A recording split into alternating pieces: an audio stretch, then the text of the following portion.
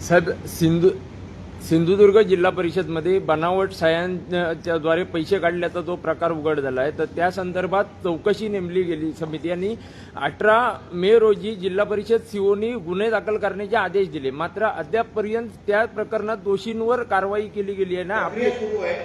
परत सही करण्यावरून हात कापतील एवढी काळजी मी घेणार. नक्की तुम्ही चिंता करू नका.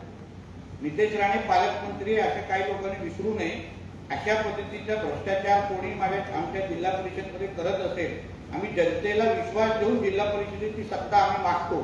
पण असे काही जे काय अधिकारी आहेत ज्यांनी अशा पद्धतीची काही हिंमत केलेली आहे आणि जो पण दोषी आहे चौकशीमध्ये काही धक्कादायक नावं बाहेर येत आहेत.